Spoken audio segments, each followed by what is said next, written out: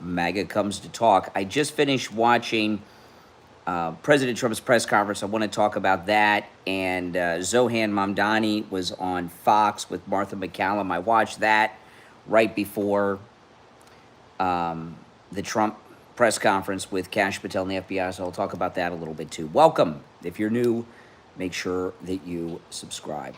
Okay, first I'll talk about the Trump press conference, but I'll do it in kind of reverse. At the end, he took a question from some reporter who said, oh, there's people saying that you've weaponized the Justice Department, and Trump went off at the very end. He was pissed. He says, you know, he was talking about how they were threatening to put Don Jr. in prison for the rest of his life for something they made up that they knew they made up, which was, of course, the Russia BS. And you know what? If you remember what happened with that, there was some Russian lady. I don't remember her name. This was during the campaign, the first campaign. And she knew a guy who was a strange guy, but Don Jr. knew this guy who was from England. Remember this? Remember that, Kathy? He was like a music somebody. Remember, you know what I'm talking about? He kind of looked like a fat Borat. You know, that rap character. And he knew Don Jr. This Russian lady lawyer knew this guy that knew Don Jr. And somehow they got the guy to call Don Jr. and Don Jr. said he'd meet with her. It had something to do with children. Don goes into the room with Jared Kushner. They knew it was BS and they got out of there. Jared got out right away and Don Jr. was kind of stuck. It took him a few minutes and they called that Russian interference. And I remember at the time when that story broke,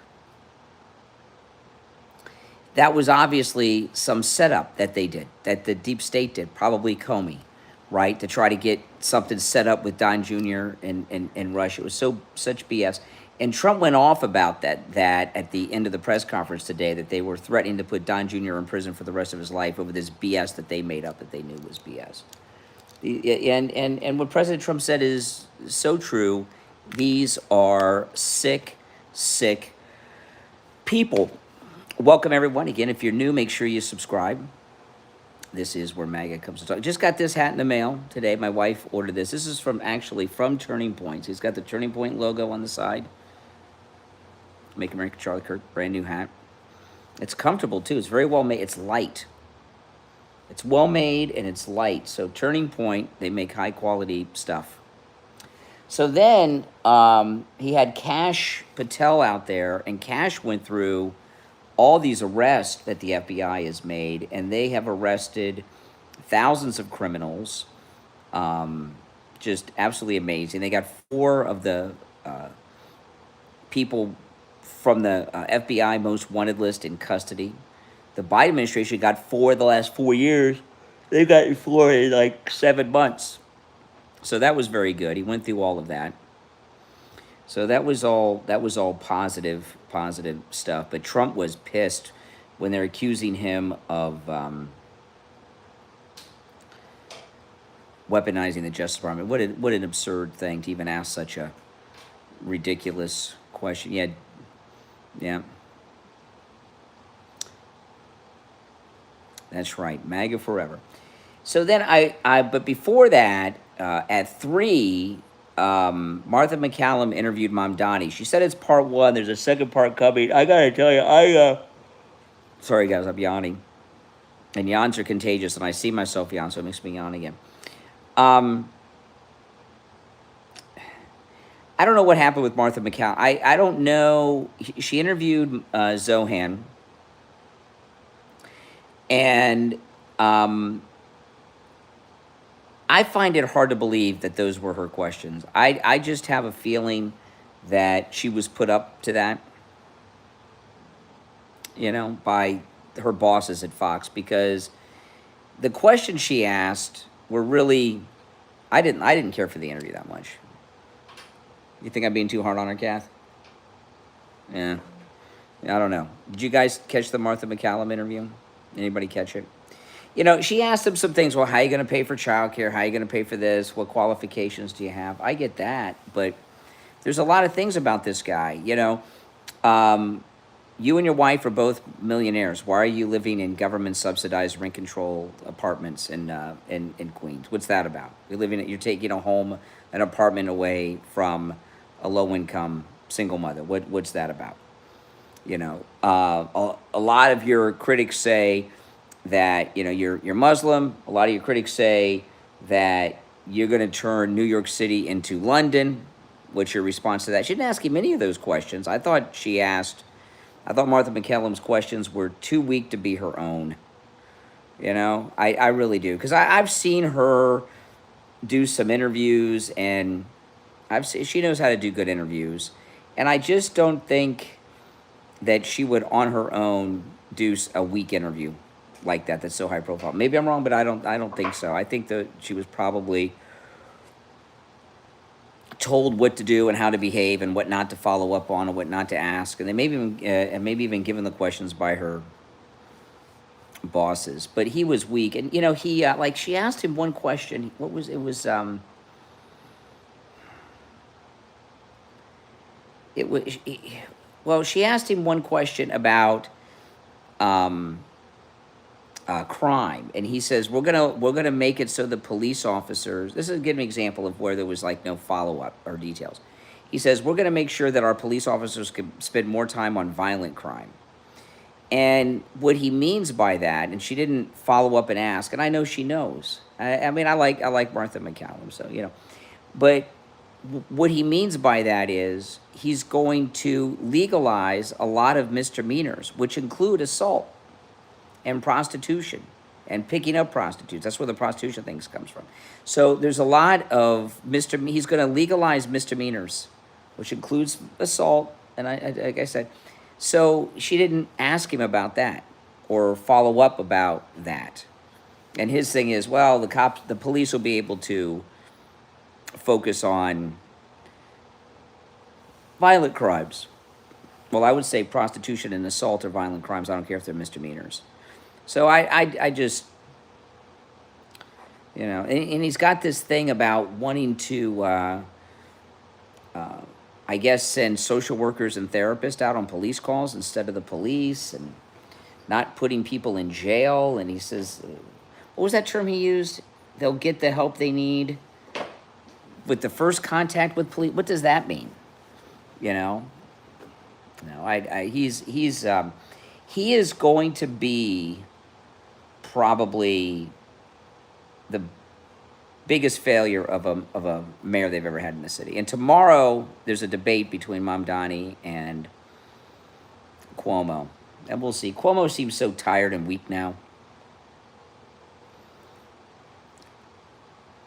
Welcome. Make sure you subscribe if you are new to the program. But, as far as I'm concerned, New York gets what they deserve. If they're going to elect Mamdani, do it.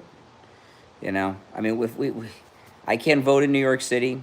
Most of you can't vote in New York City. It's obvious what the guy's all about. So if they elect him, they deserve it. Let him suffer. Screw him. I mean, what are we supposed to do? Right? They know what we know. And they're going to be living through it, and we can't convince them. So I'm not going to try to do that anymore. Well, it spreads, but what are we going to do, right? What are we going to do? You can't convince these liberal lunatics. You just can't do it. She didn't ask him about she did ask him about apologizing to the police for things he said, so he apologized to the. She didn't ask him to condemn the Intifada, which, of course, 9/11 is part of the Intifada, so she didn't ask him about that. The interview was, I think, too generic and weak to be on her own. I just don't think she'd put herself in a position to do a weak interview. I just don't. No, that she was ordered to do it that way. Remove the funding.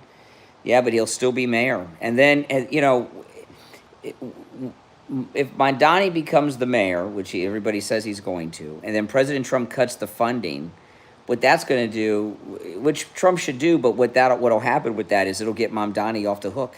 They'll blame Trump for all. Well, Zohan would have been successful if President Trump wouldn't have cut his funding. They'll blame Trump for his failures if Trump cuts the funding. So I don't know, maybe Trump will rethink that. That's exactly what they'll do. Of course that's what they'll do. That's what they always do. You think they're going to blame Mamdani for his failures? Of course not. Of course not. No, yep, it'll go to court. Mm-hmm. Make sure you guys subscribe if you are new. Oh, way weak. Oh, you saw the interview. Yeah, it was weak. No doubt about it. Very weak.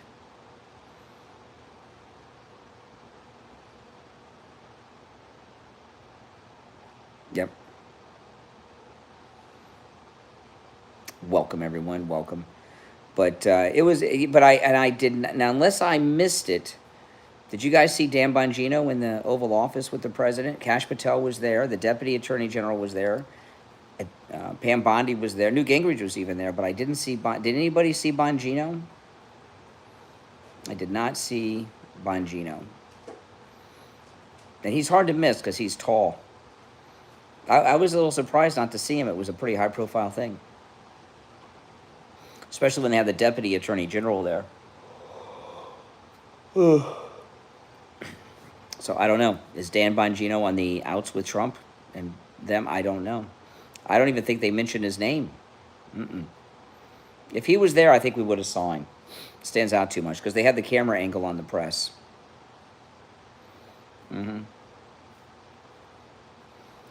Well, we will be told all soon. He's traveling. Could have been there. They have, President Trump went all the way to Israel and Egypt and came back like the next day, same day basically, for the Charlie Kirk thing. I would like to have seen him there to show that he's a part of it. Now look at this. I'm watching here. The Democrats stormed Johnson's office, right? Yesterday. I meant to talk about this morning. I didn't get to it. The Democrats stormed Speaker of the House Mike Johnson's office yesterday. Was that an insurrection? Isn't that what they're upset about with the J6ers? Exactly. Exactly. They did the same thing. Yeah, but they're heroes. Well, it's always going to be that way. The press are always going to have things in reverse and in favor of the Democrats no matter what happens. That's just, you got to accept that. They'll always do that. The Democrats can do no wrong, according to the media. They can do no wrong. They have total immunity. That's right, Justice Jane. Yeah, this is from Turning Point. See, he's got the Turning Point logo on the side. Yeah, right there. Just came in the mail today. Yeah, and I got to say, I got a lot of MAGA hats. This one is exceptional quality. This is higher quality than your average MAGA hat. And I like it that it's light.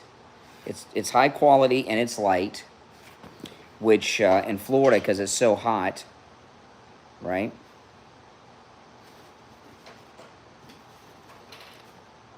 And it's adjustable on the back. I like that it's light, but it's really, really well made. They did a good job. Yeah, everything I've gotten so far, the Charlie Kirk shirts have been from Turning Point. They've all been high quality, so that's good. Very high quality. Hello, Wayne. Welcome, welcome, welcome. No, that's fine. Everything's going as planned. We got Comey indicted, so he had to turn himself in. He's been arrested. Letitia's next. There's a lot of conservative journalists now, yeah, but not in the mainstream. And see, the thing about it is, the White House Press Corps has the White House Press Corps Association.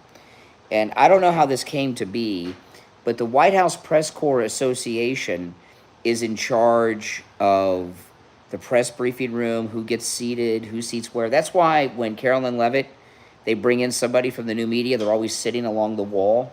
They don't have like a regular seat. And some people, they'll way in the back, or some people never have a seat. That's because the White House Press Corps controls the press briefings room. So it's kind of, if any of you have an HOA where you live, it's kind of like your HOA board. They have total power. There's no way to unseat them. There's no way to change things around, and that should be done away with. That whole White House Press Corps Association and all of that needs to be completely revamped. It's a mess because there's a lot of conservative media, but the White House Press Corps is controlled by these liberal lunatics. Yeah, did you see? I just saw I saw a picture of the judge that let the attackers of big balls go. Now these attackers of big balls, they went. Remember what happened? They went after Big Ball's girlfriend, so they were going to rape and do God knows what else to her. They nearly killed him. I mean, he was beaten so bad. He kind of looked like who was the ambassador in Benghazi that was killed? I mean, he looked like that almost.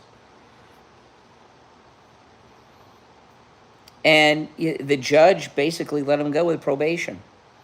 So first off, these guys, they're going to go out and do some other crime. They might kill somebody else. The judge is insane. And the judge, I'll tell you, the judge gave the guys probation because she doesn't like MAGA. And Big Balls was with Doge. That's it. And the attackers are black. So she basically let him go. Let him go. Very violent criminals.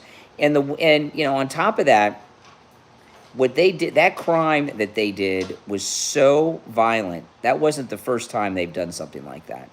Believe me, that was not their first rodeo. You don't start out with something that heavy. But you can see what's been running Washington. They had no fear of anything. They didn't. Why should they be fearful? They're out.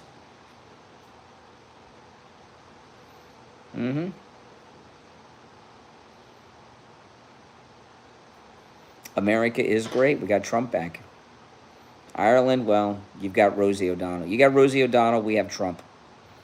You can have Rosie, we'll keep Trump. No, the judge in that Big Balls case, there will be other people who are hurt, maimed, assaulted, killed, maybe raped because of her decision today. I mean, what kind of message does that send? That was a hardcore, violent attack. He's lucky to be alive. Really? Now I'm looking, their rioters are throwing rocks at ICE agents. I hope they get them. That's prison. Well, listen, if you're new, make sure you subscribe. I'm Brian. This is where MAGA comes to talk.